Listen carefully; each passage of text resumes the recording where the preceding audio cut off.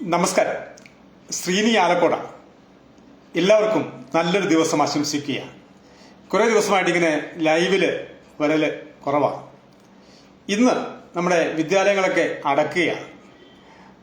എൻ്റെ രണ്ട് മക്കളിൽ നിന്ന് അവർക്ക് അവസാന പരീക്ഷയാണ്. പരീക്ഷ കഴിഞ്ഞിട്ട് ഉച്ചയാകുമ്പോഴേക്ക് എത്തും. അപ്പോൾ എല്ലാം സ്കൂളുകളിൽ നിന്ന് ക്ലാസ് തീരും. പിന്നെ അങ്ങോട്ട് 2 മാസം അവധിക്കാലമാണ്. അപ്പം അതിന് മുന്നോടിയായിട്ട് ഒരുപാട് മുൻകരുതലുകൾ എടുക്കാനുണ്ട്. അതൊക്കെ അവിടെ നിൽക്കട്ടെ. ഞാൻ പറയാൻ പോകുന്ന വിഷയം അതല്ല. നമ്മുടെ കലാലയങ്ങളിലും സ്കൂളുകളൊക്കെ ഈ രാസലഹരി പദാർത്ഥങ്ങൾ ഉപയോഗിക്കുന്ന വിദ്യാർത്ഥികളുടെ എണ്ണം ദിനം പ്രതി വർദ്ധിച്ചു വരികയാണ്. നമ്മൾ പറയാറുണ്ട്, മക്കൾക്ക് നേരെ ഒരു കണ്ണ് വേണം, മക്കളുടെ പിറകെ ഒരു കണ്ണ് വേണം എന്നൊക്കെ പറയാറുണ്ടല്ലേ. ഇനി ഞാൻ കുറേ വർഷങ്ങൾ പിറകോട്ട് പോവുകയാണ്. നമ്മളൊക്കെ ഈ പ്രായത്തിന് ചില ചെറുപ്പക്കാർക്കൊക്കെ ചിലപ്പം ദഹിക്കണമെന്നില്ല, എങ്കിലും പോലും പറയുകയാണ്, നമ്മൾ കുറേ പിറകോട്ട് പോവുക. നമ്മളൊക്കെ ഈ സ്കൂൾ പഠിക്കുന്ന സമയത്ത് എല്ലാവർക്കും ഞങ്ങളുടെ രക്ഷിതാക്കളെ അറിയാം. ഇപ്പം എൻ്റെ അച്ഛനെയും അമ്മയൊക്കെ അറിയുന്ന അധ്യാപകരാണ് എന്നെ പഠിപ്പിച്ചത്. എനിക്കെന്തെങ്കിലും പ്രശ്നമുണ്ടെങ്കിൽ അല്ലെങ്കിൽ എൻ്റെ ഭാഗത്ത് എന്തെങ്കിലും തെറ്റുണ്ടായിട്ടുണ്ടെങ്കിൽ അവർ നേരെ അച്ഛനെ വിളിച്ചു പറയും. അല്ലെങ്കിൽ അച്ഛനോടോ അമ്മയോടോ സ്കൂളിലേക്ക് വന്നിട്ട് നീ ക്ലാസ്സിൽ കയറിയാൽ മതി എന്ന് പറയും. അങ്ങനെയായിരുന്നു പണ്ടൊക്കെ. ഇന്ന് അതൊക്കെ മാറിയിരിക്കുന്നു.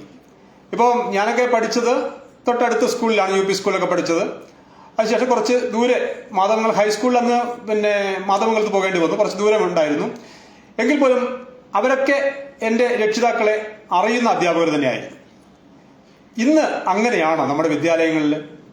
ഇപ്പോൾ രാവിലെ എനിക്കൊരു കോള് വന്നതാണ്. ഒരു റിട്ടയർഡ് അധ്യാപകനാണ്. അദ്ദേഹം എന്നോട് പറഞ്ഞത്, ശ്രീനി, ഇങ്ങനെ ഒരു സംഭവമുണ്ട്, ഒന്ന് ഏതെങ്കിലും തരത്തിൽ വീഡിയോ ചെയ്യുമ്പോൾ ഇതൊന്ന് ഓർമ്മിപ്പിക്കുന്നത് നല്ലതായിരിക്കും എന്നാണ്. ഇനി ഞാൻ പറയാൻ പോകുന്ന കാര്യം നമ്മുടെ രക്ഷിതാക്കള് സസൂക്ഷ്മം കേൾക്കണം. ചെറിയ കുട്ടികളുണ്ടല്ലോ, ഈ KGയിലും LKG UKG 1ാം ക്ലാസ് 2ാം ക്ലാസ്സിലൊക്കെ പഠിക്കുന്ന കുട്ടികൾ, അവര് ഏതാണ്ട് 14, 15, 16, 20, 23 കിലോമീറ്ററൊക്കെ ഡെയിലി സഞ്ചരിച്ചിട്ട് സ്കൂളിൽ പോകുന്നുണ്ട്. അത് അവിടെയാണ് നല്ല വിദ്യാലയം. ആ വിദ്യാലയത്തിൽ പഠിച്ചാലേ എൻ്റെ മക്കള് അങ്ങ് വിജയിച്ച് വലിയ വലിയ ആളാകൂ എന്നുള്ള ധാരണയിലാണ് നമ്മൾ അങ്ങനെ ദൂരെയുള്ള വിദ്യാഭ്യാസ സ്ഥാപനങ്ങളിലേക്കൊക്കെ കുട്ടികളെ വിടുന്നത്. അത് നല്ലതാണ്. ഇപ്പോൾ ഒരു 20 കിലോമീറ്റർ ദൂരെയുള്ള ഒരു വിദ്യാലയത്തിൽ ആകെ രക്ഷിതാക്കളുമായിട്ട് സ്കൂൾ അധികൃതർ ബന്ധപ്പെടുന്നത് ഒരു PTA മീറ്റിംഗ് വിളിക്കുമ്പോൾ മാത്രമാണ്. അതിനപ്പുറത്ത് വേറൊരു ബന്ധവും അവർ തമ്മിൽ ഉണ്ടാവില്ല. ഏത് അധ്യാപകനാണോ പഠിപ്പിക്കുന്നത്, അദ്ദേഹത്തിന്റെ വീട് എവിടെയാണ്, ഒന്നും ആർക്കും അറിയില്ല, ഒരു രക്ഷിതാവിനും അറിയില്ല.